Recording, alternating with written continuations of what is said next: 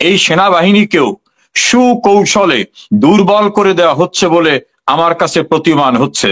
তাই আমি আহ্বান জানাবো সেনা প্রধান সহ শেখ হাসিনার নেতৃত্বে ঐক্যবদ্ধ হওয়ার জন্য প্রস্তুতি নেন। প্রয়োজনে আর একটি যুদ্ধ হবে ইনশাআল্লাহ। আমরা ৭১-এর পরাজিত শক্তিকে মাথা তুলে আর দাঁড়াতে দেব না। যারাই সংশ্লিষ্ট আছেন এবং দেশবাসী সবাইকে মুক্তিযুদ্ধের চেতনার বাংলাদেশকে ঘুরে দাঁড়াবার জন্য আবার আমাদের প্রয়োজন হলে আর একটা যুদ্ধ অবতীর্ণ হতে হবে।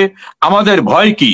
আমাদের যিনি ক্যাপ্টেন আছেন, যাকে বলা হয় উন্নয়নের জাদুকর, যিনি অন্ধকার থেকে আলোকবর্তিকা হাতে নিয়ে অপ্রতিরোধ্য গতিতে ভেঙে পড়া বাংলাদেশকে আজকে উন্নয়নের রোল মডেলে পরিণত করেছিলেন। 2025 সালে আন্তর্জাতিক অপরাধ ট্রাইব্যুনাল সেনাবাহিনীর বিরুদ্ধে যারা যারা মুক্তিযুদ্ধের পক্ষে, স্বাধীনতার পক্ষে, সার্বভৌমত্বের পক্ষে, তাদেরকে জনবিচ্ছিন্ন এবং তাদেরকে নাজেহাল করার জন্য নানান উদ্যোগ নিচ্ছে আন্তর্জাতিক অপরাধ ট্রাইব্যুনাল। এবং সেটা আমরা দেখতে পেয়েছি, সেনাবাহিনীর সদস্যদের বিরুদ্ধে মামলা হয়েছে, গ্রেপ্তারি করানো হয়েছে। আপনার কাছে এই ধারাবাহিকতাটা একটু শুনবো। তার পাশাপাশি সেনাবাহিনীর উপর এখন যে একটা বিভেদ তৈরি হয়েছে দেখতে পাচ্ছি আমরা, ষড়যন্ত্র মোকাবেলা করা হচ্ছে। এখানে আমাদের যে চিফ প্রসিকিউটর তিনি বলছেন 24 ঘন্টার মধ্যে আদালতে হাজির করতে হবে, কিন্তু 24 ঘন্টার মধ্যে তো আদালতে হাজির করা হয়নি। তাহলে কি ঘটতে যাচ্ছে সেটি আমরা শুনতে চাই, সেটি আপনার কাছ থেকে একটু আইনি ব্যাখ্যাটা জানতে চাই। জি দেখুন, প্রথমত ইন্টারন্যাশনাল ক্রাইমস ট্রাইব্যুনাল, যেটা আইসিটি, আমরা সংক্ষেপে আইসিটি বলি, এই আইসিটিটা কেন হয়েছিল সেটা ব্যারিস্টার মঞ্জু ক্লিয়ার করছেন। এবং ওই আইনের উদ্দেশ্য লক্ষ্যতেই উল্লেখ করা আছে যে যুদ্ধকালীন সময় যারা মানবতা বিরোধী অপরাধ করছে তাদের বিচারের জন্য এই আইনটা। তা বাংলাদেশে 2024 তো আর যুদ্ধ হয়নি, ফলে যুদ্ধকালীন বিষয়টা না। দ্বিতীয় হচ্ছে, আমাদের সংবিধানে কিন্তু পরিষ্কারভাবে বলা আছে যে নাগরিকের জীবন এবং সম্পত্তি, রাষ্ট্রীয় জীবন ও সম্পত্তি রক্ষার দায়িত্ব রাষ্ট্রের। রাষ্ট্র তো বায়বীয়, রাষ্ট্রের পক্ষে কাজ করে সরকার, তাহলে সরকারের দায়িত্ব আছে মানুষের জীবন ও সম্পত্তির নিরাপত্তা নিশ্চিত করা। এখন যেমন আন্দোলনের নামে সহিংসতা করে, সন্ত্রাস করে, জঙ্গি কর্মকাণ্ড করে, আগুন লাগিয়ে সরকারের পদ্মা সেতু, মেট্রো রেল থেকে শুরু করে বিভিন্ন স্থাপনা, 450 পুলিশ স্টেশন ধ্বংস, পুলিশকে মেরে টাঙিয়ে ঝুলিয়ে রাখা, এই যে আওয়ামী লীগের নেতা কর্মীদের এই বর্বরতা, সেই বর্বরতায় পুলিশ যখন দেখলো যে তাদের থানার ভিতরে বাইরের থেকে তালা দিয়ে পুড়িয়ে মেরে ফেলা হচ্ছে, তখন কিন্তু সেলফ ডিফেন্স নামক একটা শব্দ আইনে আছে। সেলফ ডিফেন্সের শ্রোতাদের জন্য ক্লিয়ার করে বলি, এটা আত্মরক্ষা। আত্মরক্ষার অধিকারে কিন্তু যে কেউ, ধরেন আপনাকে ব্যারিস্টার মঞ্জু আক্রমণ করছে, আপনার কাছে যদি প্রতীয়মান হয় যে আপনাকে মেরেই ফেলবে, তখন কিন্তু আপনি নিজেকে রক্ষার জন্য তাকে যদি আঘাত করেন, এটা আইনের দৃষ্টিতে বৈধ। ওই যে মঞ্জু সাহেব বললেন যেটা, যে যখন তারা দেখছে যে রাষ্ট্রীয় সম্পদ ধ্বংস করছে, রাষ্ট্রের মানুষ ধ্বংস করতেছে, পুলিশকে মারতেছে, সাধারণ মানুষকে মারতেছে, তখন ওই যে সাংবিধানিক যে দায়িত্ব, অর্থাৎ মানুষের জীবন ও সম্পত্তির অধিকার রক্ষার যে দায়িত্ব, সেই দায়িত্ব পালন করতে গিয়ে যারাই খুন খারাপি করতেছে তাদেরকে ফোর্স অ্যাপ্লাই করা তাদের উপরে, এটা বৈধ ছিল। ফলে সেই বৈধভাবে অ্যাপ্লাই করার ক্ষেত্রে পুলিশের লোকেরা এবং এখন যে আর্মির যে অফিসারদেরকে আইসিটি ট্রাইব্যুনালের মাধ্যমে ওয়ারেন্ট করিয়েছে, তারা নাকি দায়িত্ব পালন করেছে। এখন তারা দায়িত্ব পালনটাকে আমি একটু আরো ক্লারিফাই করি। বাংলাদেশের সশস্ত্র বাহিনী নামক একটা শব্দ, এই সশস্ত্র বাহিনীতে 3টে অর্গান, একটা সেনাবাহিনী, নৌবাহিনী, বিমান বাহিনী, 3টে মিলে কিন্তু সশস্ত্র বাহিনী। এই সশস্ত্র বাহিনীর নিয়ন্ত্রক কিন্তু সরকার।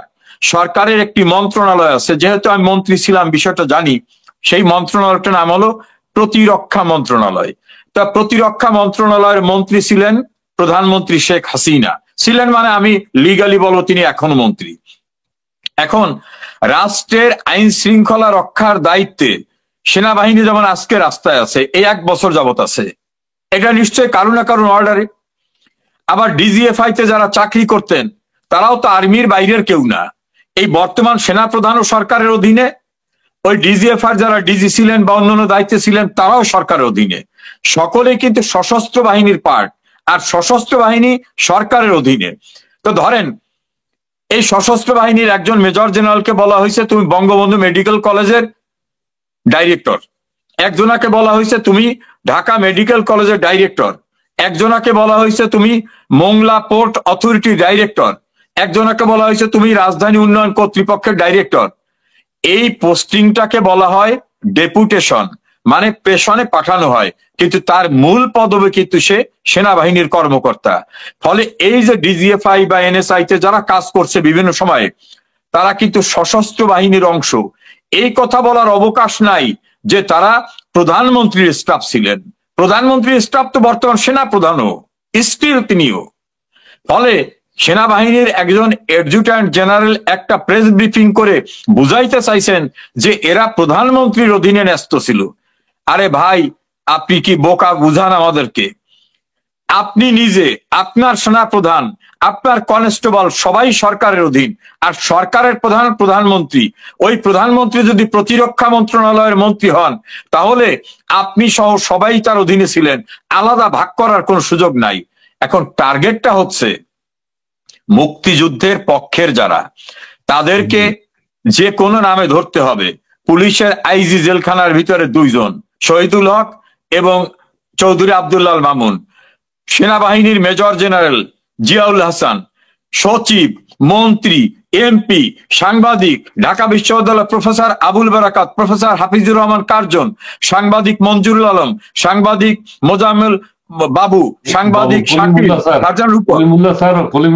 হ্যাঁ, প্রফেসর কলিমুল্লাহ সাহেব, এইরকম ভাবে। তারপর গণমাধ্যমে কথা বলেন সাবেক সচিব আবু আলম শহীদ খান সাহেব। এরা যারা মুক্তিযুদ্ধের পক্ষে কথা বলবে, তাদেরকে কোনো না কোনো উপায় ধরতে হবে।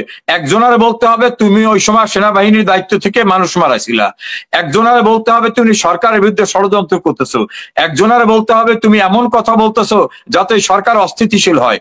সমস্ত কিছুর টার্গেটটা হচ্ছে 71 সালের পরাজিত যারা, তারা সেই পরাজয়ের প্রতিশোধ নিতে 75-এ হামলা করে বঙ্গবন্ধু এবং তার পরিবার, তার সহযোদ্ধাদের হত্যা করলেও তার 2 মেয়ে বেঁচে ছিল।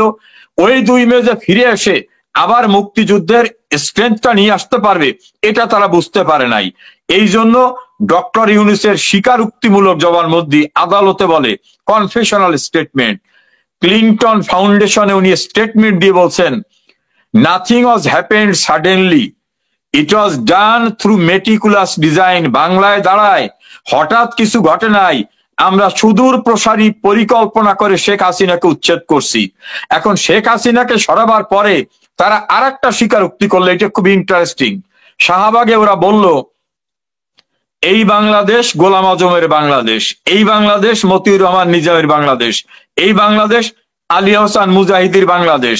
এবং অতি সম্প্রতি চট্টগ্রামের জামাতের আমির তিনি তার বক্তৃতায় বলছেন যে এই বাংলাদেশ, এই যে তাদের কথা বললাম, তাদের বাংলাদেশ।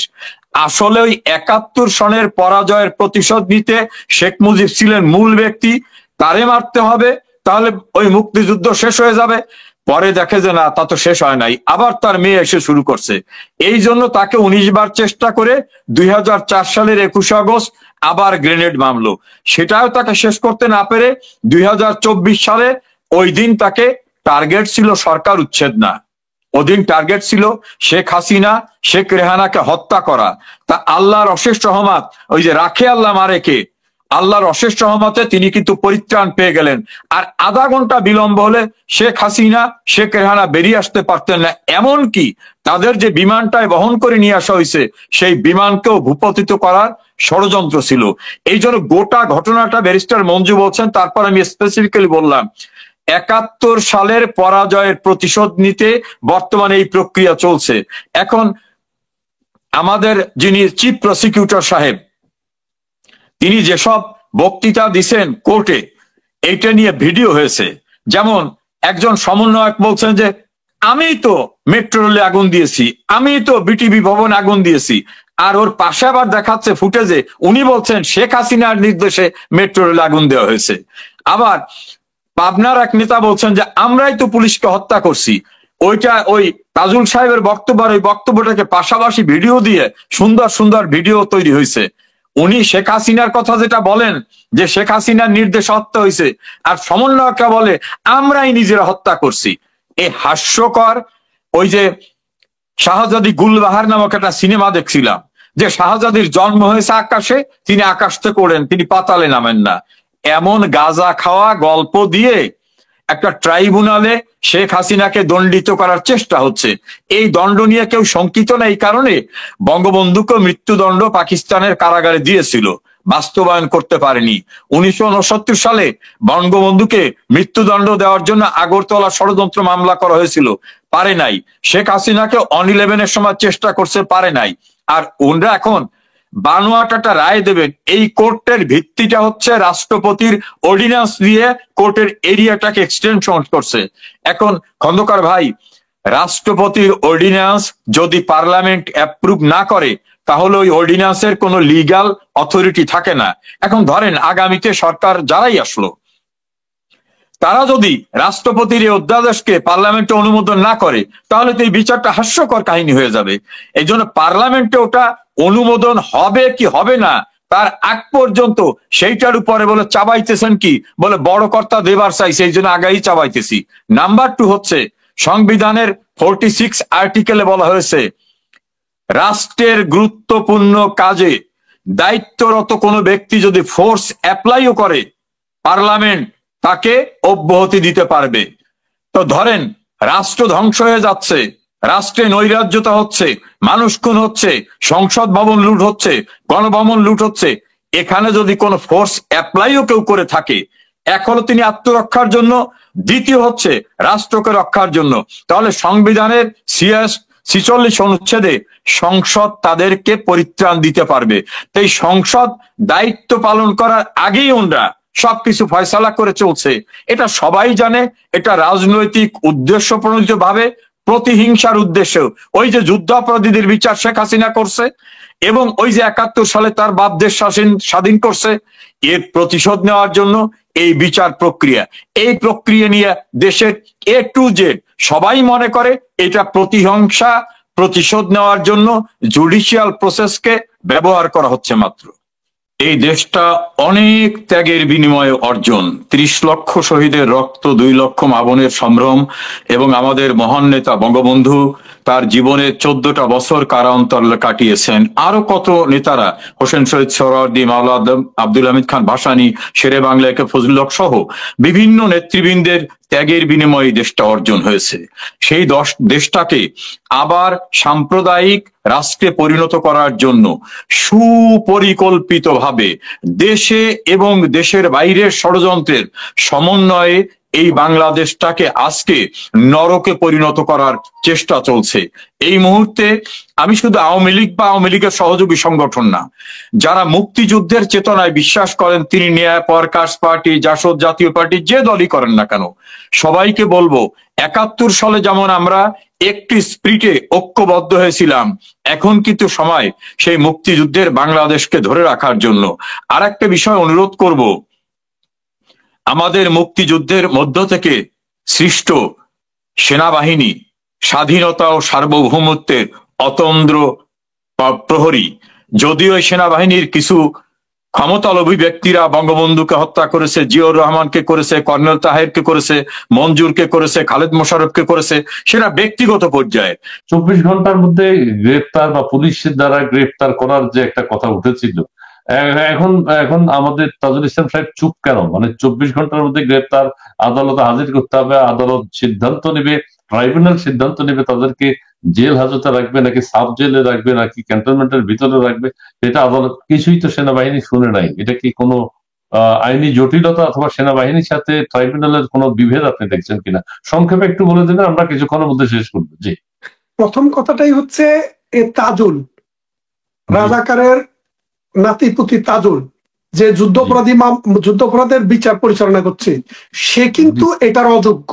এটাতে কনসেপচুয়ালি ন্যাচারাল জাস্টিস এবং আইনগতভাবে, কারণ সে যুদ্ধাপরাধের যতগুলা আসামি ছিল তাদের পক্ষে, মানে রাষ্ট্রের বিরুদ্ধে সে তাদের পক্ষে দাঁড়িয়েছিল।